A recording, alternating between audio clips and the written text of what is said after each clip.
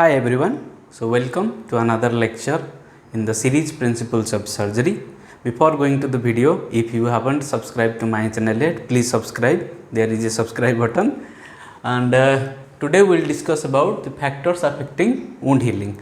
Before watching this one, please watch the other videos regarding wound, the wound types, the wound healing and the wound management. Okay, so that I will skip some concepts here which has been earlier described in the previous videos. I will give the link in the description so that you can watch. Okay, first watch the 3 videos, later this one.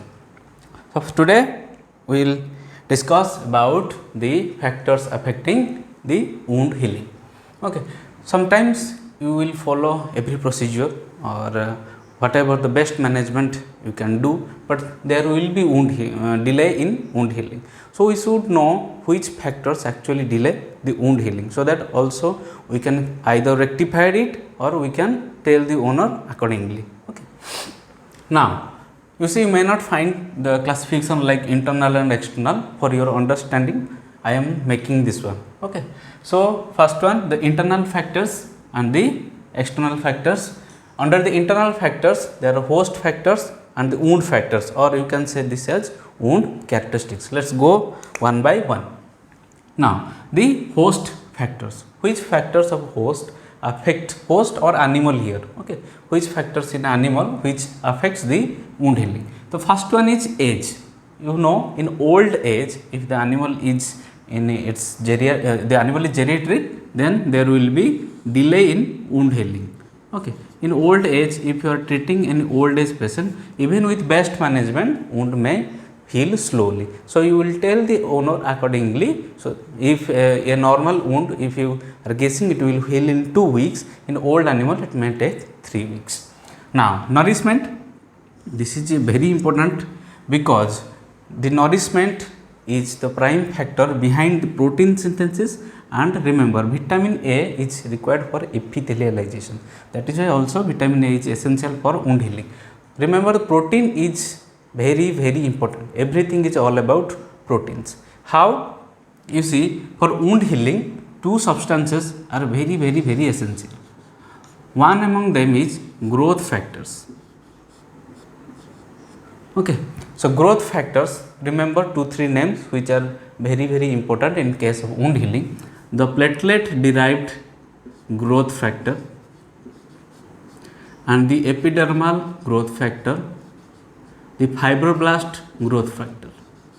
You see, these 3 are very important because platelet for hemostasis and the epithelialization and the fibroplasia for the ECM, extracellular matrix, these 2 for phase 3, the granulation phase. If you do not understand what is this, go to the wound healing. Okay, in wound healing I have explained clearly regarding the phase 3.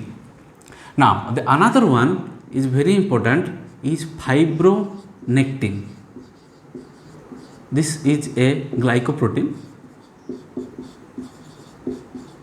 Okay, this is known as the glue, or you can say the ECM glue, the extracellular matrix glue. This is a adhesive protein. Okay, so that it helps in the extracellular matrix formation.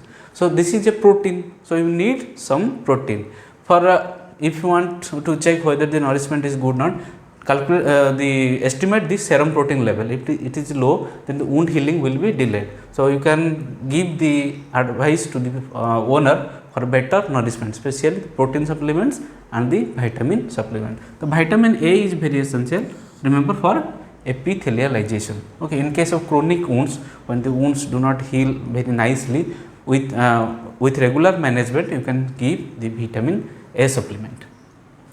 Now the concurrent diseases. If there are some existing diseases in the animal's body, then the wound may heal slowly. Important being among them hepatic disease. You see, liver is the warehouse where everything is synthesized. That is why if any disease affects the liver or there is a hepatic insufficiency, then there will be delay in wound healing. Next one is hyperadrenocorticism. In this case, there is high glucocorticoid.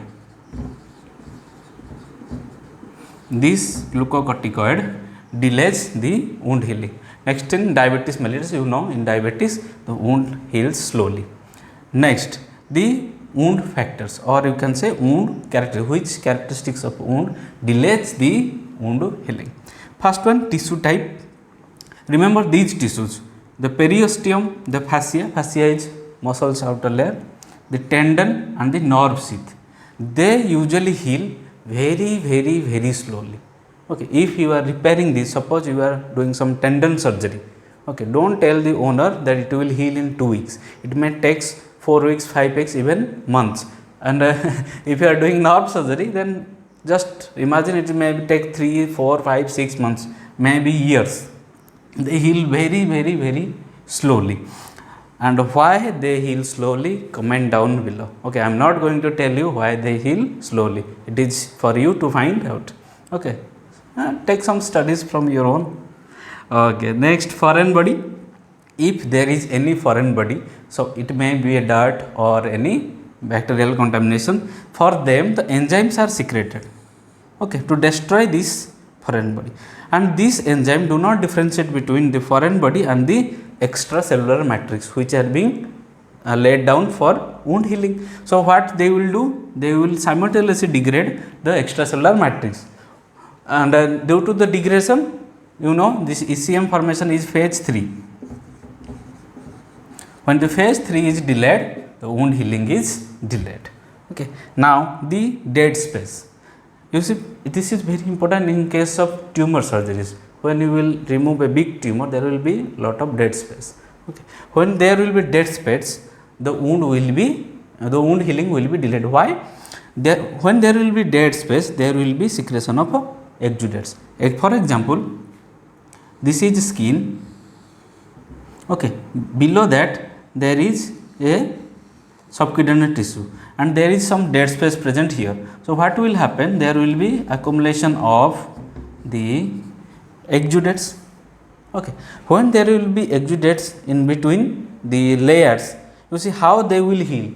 By joining the layer, there will be healing. If there is dead space and there is accumulation of these exudates, they won't heal. First point. Second point, blood vessels cannot there will be no vascularization through these exudates. Okay, so when there will be exudates, there will be less vascularization, which leads to hypoxia. And remember, phase 3, this is highly dependent on oxygen. Okay, without the oxygen, the phase 3 will be delayed. That is why in recent wound therapies, you may find hyperbaric oxygen therapy to fasten the phase 3 and wound healing. Okay, so the oxygen is needed, and these exudates will delay or will hamper the vascularization and in turn the oxygen delivery. So there will be late or delayed healing. For this one, you can place a drainage catheter here. Okay, or you may do the subcutaneous suturing. Okay, for this one, especially in tumor surgeries. Next, the vascularization. This is very important. I already told you, for phase 3 you need oxygen or oxygenation, and vascularization is the only method by which oxygen is delivered to the tissues. So next, how the vascularization is hampered? First one is improper immobilization, especially if you are doing tight bandaging. Most of the time, you know, bandaging is a method in wound management. If you haven't watched that video, please watch that video. So tight bandage, if you are making it too tight, then there will be hamper in vascularization, and if there will be hamper in vascularization, phase 3 will be delayed and the wound healing in general will be delayed. Next is tight suturing. Okay, if you are doing very too tight suturing, most important, remember, I already told you in suture pattern class, the horizontal mattress. This is very important because this mattress suture is given very commonly for wound closure.